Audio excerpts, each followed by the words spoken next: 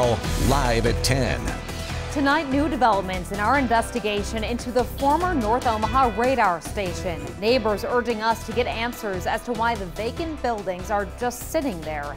Everyone agrees they are an eyesore. Good evening, I'm Jennifer Griswold. And I'm Craig DeGrelli. Back in May, my investigation exposed the awful condition of the buildings there, who owns them, and why the company will not tear them down. Tonight, I dig deeper and go to the top inspections official in the city of Omaha. Here's my investigation, Rundown History Revisited. Obviously, we'd like to see them gone. Jay Davis has been on the job as an Omaha City inspector for more than 2 decades. He says for almost the entire time, these blighted buildings that look like barracks have been rotting near 72nd and Bennington Road.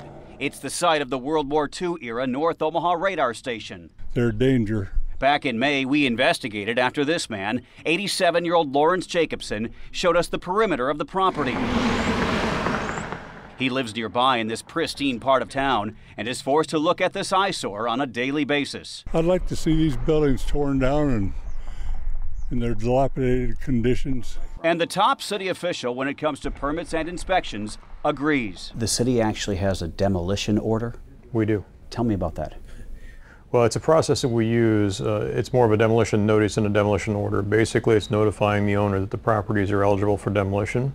Our investigation uncovered the owners of the northern part of the property, which includes about a dozen of these rundown buildings, is the Construction Laborers Buildings Corporation, an operation that has just 4 people. Their budget is only about $10,000. There's nobody that physically works for the building corporation. There is a board of trustees or directors. Would the building corporation love to see the buildings go down?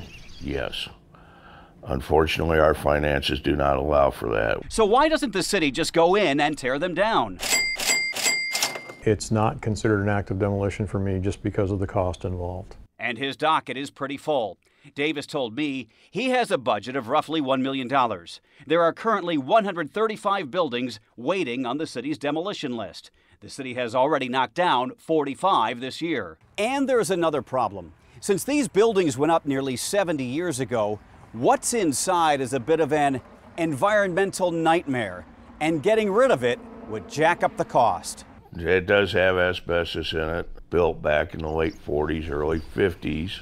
Probably a 99.9% or 99% certainty that the paint was lead-based paint. It's a huge health hazard. Jay Davis did the math right off the top of his head. To tear down one commercial building alone, it costs about $80,000. That's the going rate. And with the asbestos and lead-based paint, that would have to be removed and taken out. Who knows what else is in there from a standpoint of health and safety issues, and then they'd have to be demolished. So the cost to do that, my guess would be $80,000 to $100,000 plus each barracks building. Wow. Each barracks. Yes. And so if you've got 8, 9 there, you're talking almost $700,000 or more. That's my whole year budget. And so they sit, waiting for a developer to buy the property and tear them down. Until then, people like Lawrence Jacobson will do what they've always done, shake their head at this neighborhood nuisance. Jay Davis says there is a glimmer of hope. Since the city of Omaha is pushing west, he thinks a developer might see that location as a prime opportunity to buy it, tear the buildings down, and build something new.